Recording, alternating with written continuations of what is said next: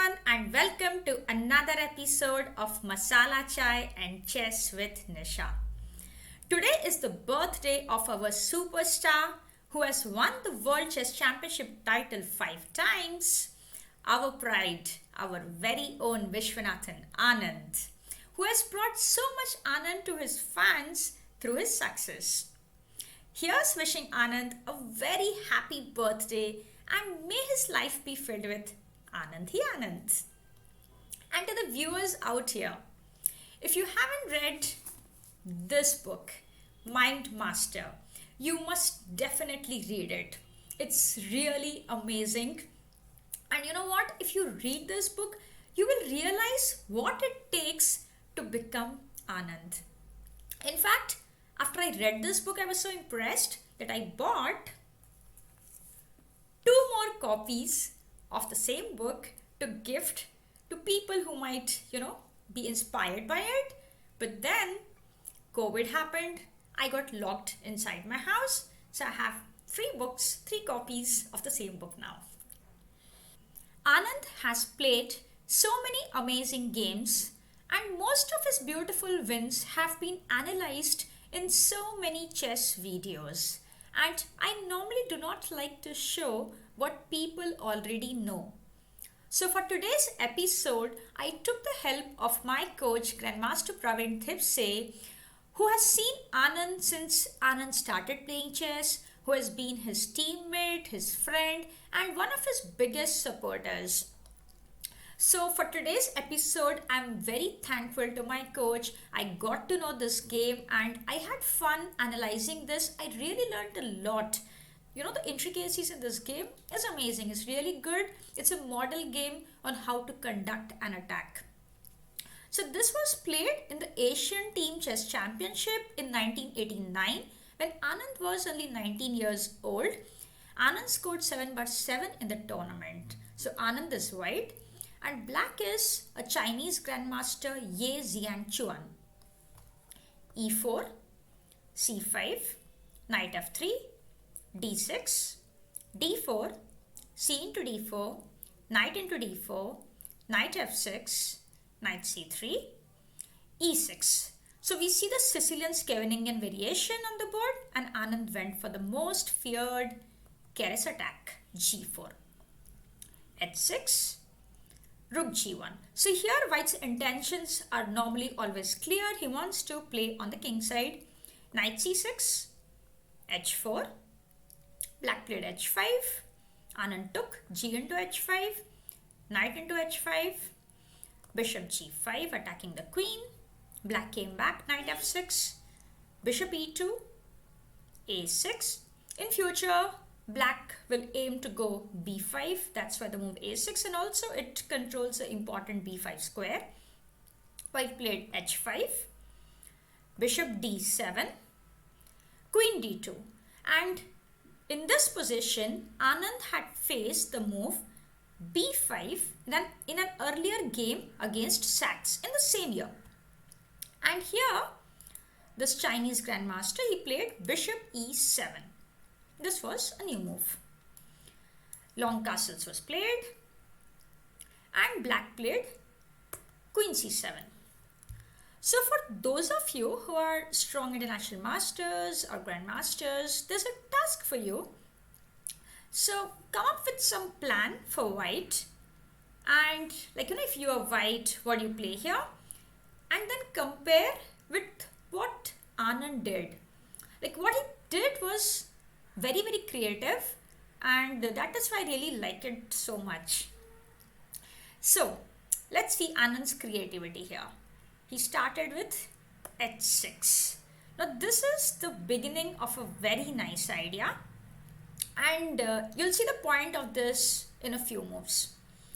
So black took g into h6. Very important is to understand what was Anand's idea if black played the move g6. Here, Anand wanted to play queen f4, attacking f6. If black plays e5 here, Anand had planned a queen sacrifice with bishop into f6, e into f4, bishop h8, and the h pawn is unstoppable, and black will have to give more material for the h pawn. So this was very nice idea. So opponent did not play g6, but he just took g into h6. And here, another surprising move. Anand played bishop into f6. Now he gave up his bishop for this knight. What's the point of it? So we'll find out soon. Let's see the next move. Bishop into f6 was played. Now this is very interesting. Anand played h6. Next move he gives up his bishop for the knight. So the point is, what does Anand have in mind? What is he planning to do? This is my first Masala Chai moment in the game. What was the idea behind the last two moves of Anand?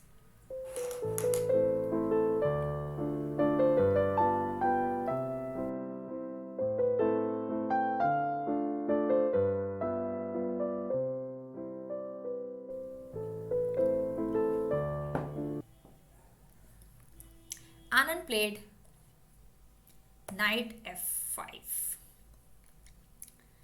This is really interesting. Anand just took his knight, put it in the mouth of the pawn on e6.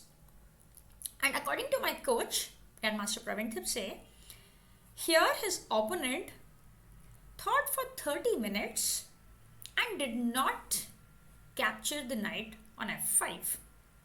So the opponent played bishop e7 after a long thought, and he decided not to capture the knight. But very important is for us to understand what happens in case of e into f5. This is the first question which comes to our mind. Why not just capture the free knight? And this would have been the critical test of white's play. And very important is, my coach tells me that it is very important to analyze moves in great masters games, the moves which have not been played. We learn more by analyzing the moves which have not been played compared to the moves which have been played. So here, when I analyze this game, I really thought that yes, what he says, makes real sense, because here, if we don't analyze ef5, we don't understand the beauty in the game. But the moment we see why not capture the knight, then we see what was, the depth of Anand's move in the variation. So this is another Masala Chai moment for me. I'm going to sip my chai while I want you all to think what Anand had in mind. And I want you to think more than one move. Think 2-3 moves deep. It's very pretty.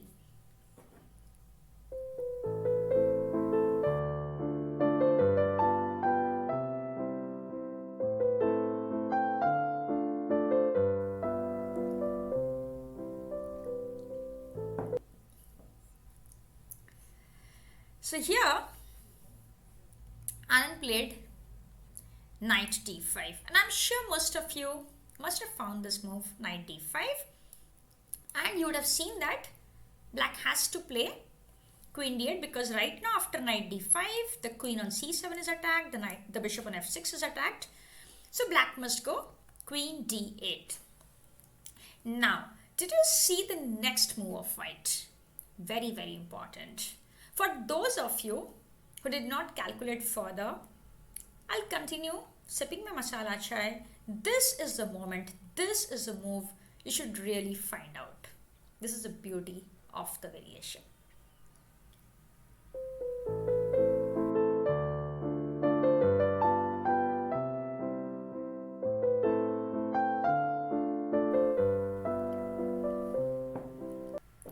Yes, so here Anand had spotted the beautiful move queen into h6, the queen sacrifice. And the point is, the queen cannot be taken. If rook into h6, now we can see rook g8 is a mate. So after queen h6, the bishop on f6 is attacked.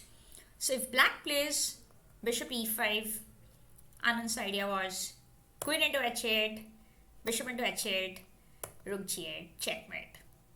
What a beautiful idea, starting with h6, bishop f6, knight f5, and so on. This is nice, right?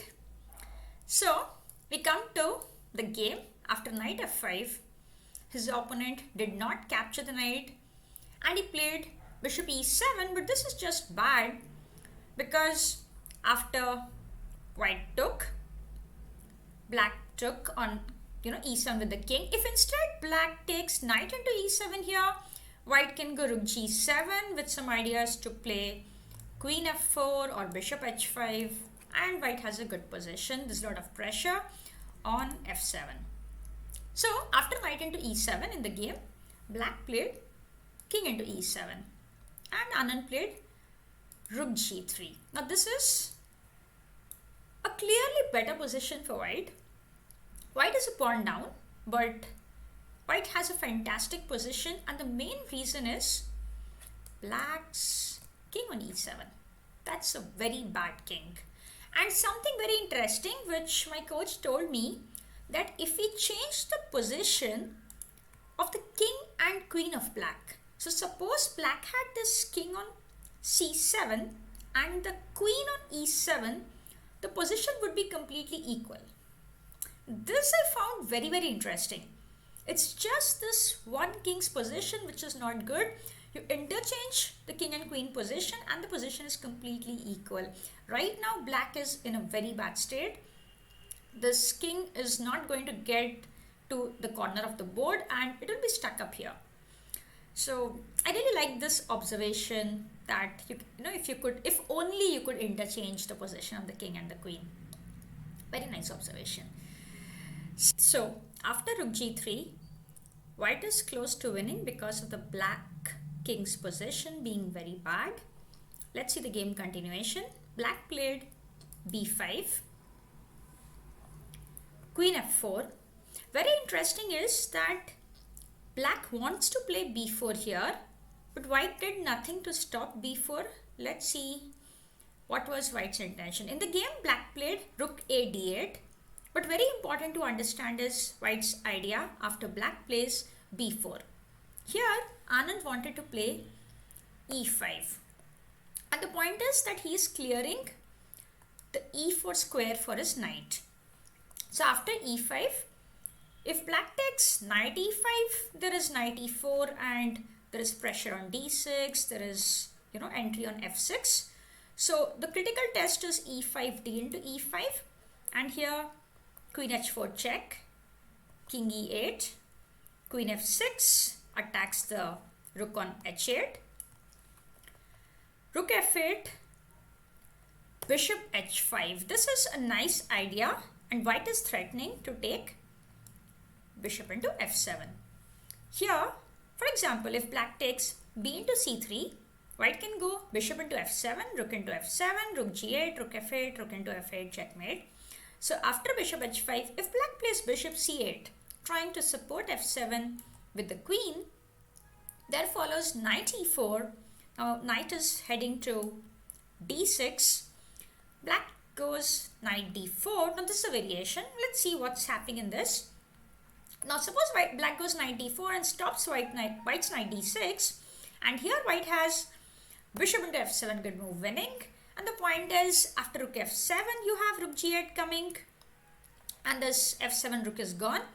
And instead, if queen f7, there is this nice knight fork, knight d6. Sorry, this fork has to be from here. Okay. So this was a very nice variation about how white intended to handle the move b4. So in the game, black played rook a d8. Anand went queen h4 check, king e8. And here Anand came up with another nice shot, bishop into b5. So he offers a piece which was not taken. Black played knight e5. But again, interesting is to understand what happens for a into b5. Let's see. Knight into b5 attacks the queen, attacks the d6 pawn also. After queen b8, knight d6 check, king f8, queen f6 attacks the h8 rook and f7, rook h7, and now rook dg1. There's a mate threat on g8 which cannot be stopped. So very nice variation, very nice calculations by Anand. After bishop b5, black played knight e5 in the game. The bishop came back, bishop e2, queen c5. And now the bishop went bishop h5. I really like this. This bishop was like, traveling in the chessboard. Bishop from e2 to b5, came back, again went to h5, east west, It was very nice to see this. And here we see there is a lot of pressure on f7, and this bishop is very well placed on h5. Black played rook f8. Now, of course, in this position, black cannot take queen f2, as we can all see that rook g8 shot is coming. After rook g8, queen on f2 is hanging. So after bishop h5, black went rook f8. Anand played f4, attacking the knight. The knight went to c6. And here, I like this next move very much. White played e5. Now this move has two purposes. One, white wants to play knight e4, a very good square for the knight. And the second one, we'll see later. So black played d5, and black stopped the first idea of knight e4. And here, Anand came up with another short. Lot of moves win, but Anand's move is very, very forcing. So he took, if you want, you can pause and think, yeah? He took bishop into f7, and in the game rook f7 was played. But first let's see what happens for king into f7. Here we realize why e5 was played by white. This queen on c5 was earlier eyeing the h5 square. So Anand played e5, d5, and now there are, he played e5, forced black to play d5. Now there are two pawns blocking the black's queen's path to h5, and so white has the move queen h5 check, a very important move which white wanted. King e7, rook g7, rook f7, queen f7. This is mate. So in the game, after bishop into f7, black played rook into f7. There followed rook g8. Again we see black is completely lost. Black cannot play the move rook f8 here because of queen h5 check, king e7, rook g7 check, rook f7, queen into f7, which is a checkmate. So after rook g8, in the game black played queen f8, gave away the queen. It's as good as resignation. Rook into f8 came, rook into f8, queen h5 check, king e7, and here queen h6, and black resigned. Black is down a lot of material, completely lost possession.